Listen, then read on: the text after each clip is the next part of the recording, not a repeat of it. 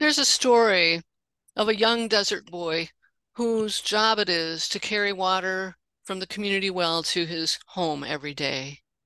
Making the journey with an empty jug and returning with a full one was necessary to the family's survival. Yet the jug the boy carried had a hole in it. The boy would walk along the edge of the path, and each time some of the water would spill out on the shoulder of the road, and he would return home, but the jug was never full. Family members began to get angry and question why there was so much water wasted. The boy simply asked the family to come and look at the path. All along the edge of the path, there were flowers blooming. The only reason they bloomed was because of the water that leaked from the jug on the side of the path. The jug was not perfect, yet the young person recognized the imperfection as a gift to the community. It created beauty where there was none. It created joy in the hearts of all who saw the flowers.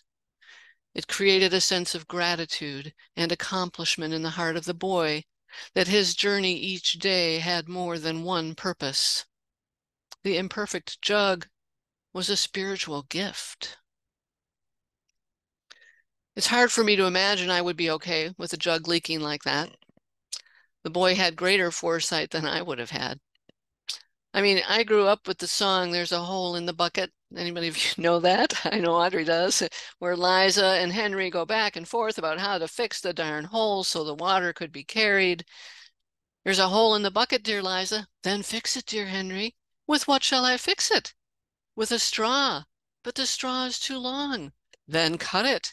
And it goes on until we realize the water is needed to wet the stone to sharpen the knife, to cut the straw to mend the hole, and you can't carry the water to wet the stone because there's a hole in the bucket. It was a fun song. Obnoxious, I suppose. But when you think about it, it's easy for us to judge the characters, Liza and Henry, alike. I certainly didn't think very positive thoughts about Henry and his laziness, and Liza was a little overly persistent, wasn't she? Maybe Henry just wanted to water the flowers along the way, but they were stuck. They were both certain they were right, and they wanted it their way. The song is filled with judgments. The two are not creative, and they are not budging.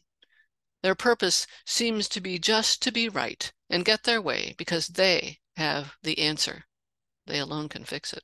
Anyway, do any of you have all the answers or have to have them or have a tendency towards perfectionism?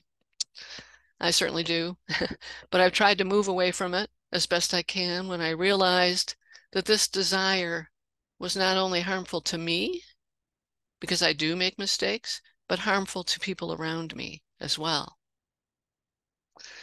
The perfectionist has some sort of ideal of the way things should be, and that ideal becomes a measuring stick that we hold ourselves and everyone up against.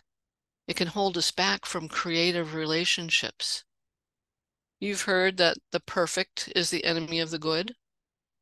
Well, I took a fundraising class once, and our leader knew us humans all too well. She said, we often stop ourselves from fundraising, from asking for money, for help, for support, because we don't have the perfect ask. We don't have the perfect program. We don't have the timing right. She said, don't strive for perfection. Strive to be adequate. If we don't let go of perfection, she advised, we'll never get our program off the ground. You see, letting go of perfection requires us to be open to taking risks, making mistakes, and being vulnerable to possible failure. And even worse, we might be judged by others. And so often we judge ourselves. I hear that judgy voice in my head sometimes. Oh, I screwed up. Why didn't I say something? How could I walk away when someone needed my help? That stuff tears me up inside sometimes. I think I'm far more judgy of myself than of others. But how might I embrace the imperfection and see it as a gift that waters the plants along the edge of the plant path? If we embrace perfection, we are certain of the outcomes. If we do it this way, it will turn out that way. That's perfection. Really? Well, the reality is we can't see what's ahead. We don't know what will happen when we take a risk. If we think we can control everything, doesn't it feel like it's a little less risky to move ahead? It takes a lot of courage and faith to let go of the outcome, the measuring stick, the perfect. Researcher Brené Brown, in her book, The Gifts of Imperfection, described it this way. Faith is a place of mystery, where we find the courage to believe in what we cannot see and the strength to let go of our fear of uncertainty. So faith is what makes it possible for us to let go when we have made a move, not knowing where these moves will lead us, and come out on the other side for better or worse. And it gets even better when we learn enough from taking these risks to share with others what happened to us when things maybe don't go so well. Brené Brown tells the story about a preschool holiday music presentation she attended. She writes, "You know the scene. 25 children singing with 50 plus parents and grandparents and siblings in the audience, wielding 39 video cameras. One 3-year-old girl who was new to the class cried her way through the entire performance because she couldn't see her mom from the makeshift stage. As it turns out, her mother was stuck in traffic and missed the entire performance. Brene watched the girl's mother burst through the door and immediately start scanning the room to find her daughter. And just as I was getting ready to stand up," Brene writes, "and point her toward the back of the classroom where a teacher was holding her daughter, another mother walked by us, looked straight at this stressed mom, shook her head, and rolled her eyes." Little judgy. Just then, 2 more moms walked up to this now tearful mother and smiled. One of the mothers put her hand on top of the woman's shoulder and said, "We've all been there. I missed the last one. I wasn't just late, I completely forgot." I watched as the woman's face softened and she wiped away a tear. Another woman told a similar story. The mother made her way to her daughter, and by this time, Mom was calm. It was mainly because the moms who stopped and shared their stories of imperfection and vulnerability were practicing courage. Here's my story. You're not alone. As these stories illustrate, courage has a ripple effect. The moms who had also been imperfect had the courage to admit it, and it was helpful, and it was connecting. I was recently in the county jail co-leading a Bible study class on brokenness. Isn't it funny how those things work out? I didn't prepare the lesson or choose the topic. I just go along and support the conversation, and here I am preaching on imperfection, brokenness today. When you think about imperfection, these women have made mistakes serious enough to land them in jail. Anyway, this conversation with them brought me some insights about imperfection. Now, I admit to being challenged intellectually sometimes by the lessons my Bible study partner organizes, but when I translate and dig in, I can find the wisdom within. This week's story was about the Apostle Paul in the second letter to the Corinthians, where Paul laments that he has a thorn in his side, and no matter how often he asks, God just won't remove it. What is this constant torment? It's a why me moment for Paul. Paul had to let go of control and realize that we all suffer. And in the suffering, we may find grace and connection. Someone might help us remove the thorn if we ask, or we may find it in us to remove the thorn from someone else. The Christian version is a little different from my own. Christians see us closer to Jesus in our suffering. My translation is that the answer in the passage is when we have had to endure troubles. As we all do, we are closer to each other. We learn to comfort others when we ourselves have been comforted in the face of our imperfections. We learn, we grow. It doesn't mean our experiences are the same, but there's a recognition that stuff happens beyond our control. One of the women in the jail began crying after reading this section. The story gave her a sense of purpose to her suffering and even to her own imperfection. She wanted to become a peer substance use counselor when she got out. The 3 lessons from the Bible study were that suffering and brokenness can be gifts, the gifts of our imperfection. First, we gain a new perspective and learn to let go of certainty. Second, we develop a more complete understanding of ourselves. And third, our compassion and understanding for the suffering of others grows. Isn't it great that we do joys and concerns every Sunday? Embracing imperfection leads us toward the idea that we are all connected. We can be connected in ways that are compassionate and loving, or we can be connected in ways that are judgy and harmful. People in jail have probably connected with judgment and harm more times than they could count. But they don't have to stay there, and we don't have to stay in our own personal jails either. When we connect with compassion and love, fully realizing that we are all imperfect, we get love back in heaps and mounds. The gift of imperfection enables us to connect with compassion and love for others and love for ourselves in all of our glorious imperfection. That's letting go of control. Theists often say letting go and letting God. I might say letting go and letting love. Letting go of perfection and control is a spiritual practice. Well, how does that work? Spirituality is a process of letting go of the material. It takes faith, not religion, but faith. It's a process of seeing what's within us. It's hearing that still small voice inside. It's one of the reasons we meditate or pray or walk in the woods or listen to music, to get out of our heads of judgment and away from our possessions and into hearing something within that connects us to something beyond ourselves, to each other, to nature, to God, or to our purpose. Spirituality is beyond the ordinary. It's really hard to define it. It's like trying to describe or define the scent of a rose, or to draw a picture of the wind. We first become aware of the wind by watching grass blow and trees bend. We might even feel a breeze on our cheek or our hair gets messed up.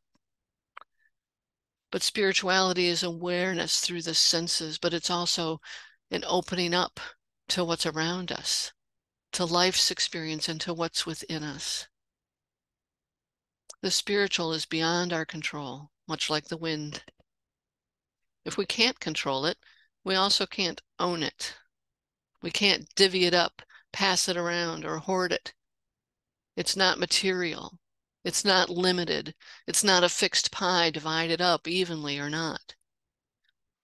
Being spiritual, recognizing our imperfections and loving in spite of them, takes us out of the material.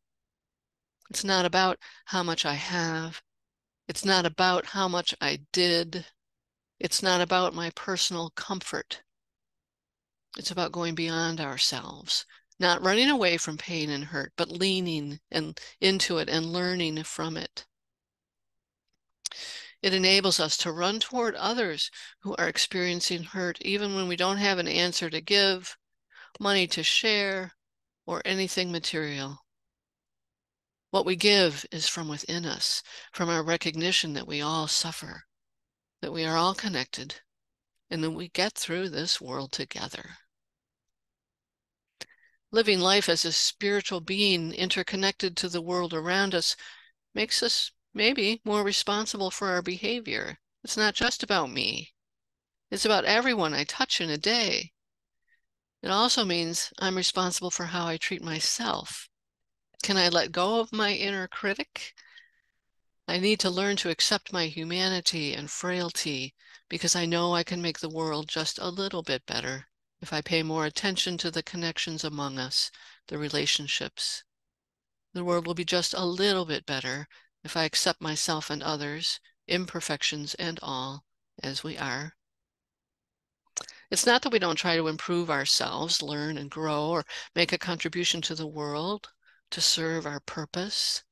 It's just that part of that connection is to let go of imperfection.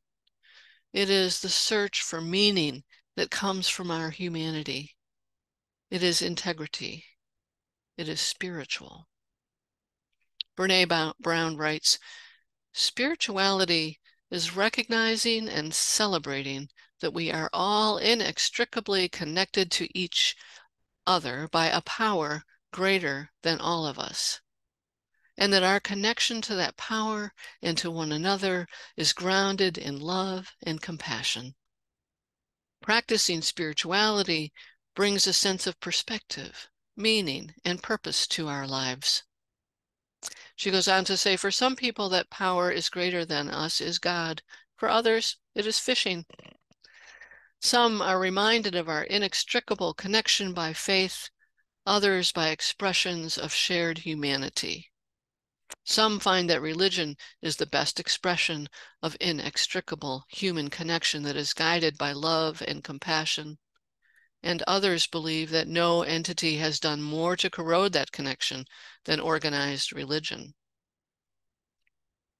I believe and hope Unitarian Universalism is the former, the expression of human connection guided by love and compassion. But regardless of religion, we are all imperfect spiritual beings. Somehow we find the way to feel something move deep inside us, some sense of living into our values or living up to our highest selves as best we can. Spiritual beings try to be better people, to live up to our higher selves, to be accountable for mistakes and missteps. We can connect with one another in our imperfections, even if our mistakes and missteps are not the same. My imperfection is not the same as yours. I picked up an interesting book called The Spirituality of Imperfection by Ernest Kuntz and Catherine Ketchum. The book draws on the 12-step programs used by Alcoholics Anonymous and similar groups. A lot of UUs reject 12-step programs because of their focus on a higher power. But when you dig into what the authors tell us about this philosophy, it seems like it might be something we could learn from. They point out the 12-step programs are successful because they are done in community. The others in the circle with you have similar experiences and imperfections, things they know they can't control, and especially can't control alone. And sometimes it means the need for connection and support is so great, they sponsor one another. It's not therapy. It's letting go of perfection and connecting with other wonderful humans, all imperfect. It's deeply spiritual. The authors distinguish between therapy and spiritual practice. They write, therapy offers explanations. Spirituality offers forgiveness. Both may be necessary, but one is not like the other. The therapeutic approach looks to origins, to push forces that compel as the psychological language of drives and the sociological force on the shaping environment to test. Spirituality, in contrast, attends to directions, to the pull force of motives which attract or draw forward. The language of spirituality is the vocabulary of hope. Therapy may release from addiction. Spirituality releases for life. Release for life. Brene Brown might call it wholehearted living. It's the gift of imperfection, courage, compassion, connection, to move along the path to love, belonging, and worthiness. That judgy mother who rolled her eyes must have felt perfect. The other moms, they recognized their imperfection and shared it in a way that healed, promoted belonging, and worth and dignity. All this focus on imperfection can help us live into our purpose. When we can embrace our own imperfection and the imperfection in others, it leads us toward wholeheartedness. When we see others in an imperfect situation, we can feel empathy, reach out, and help heal. What creative things might emerge with this kind of imperfect, non-judgmental interconnectedness? Kind of gives me goosebumps. I invite you to lean in to your own imperfection, make mistakes, and learn from them. Lean into the imperfection of others. Reach out to them with love. Lean into our imperfect world. May we nurture our spirits and help heal this hurting world. Amen.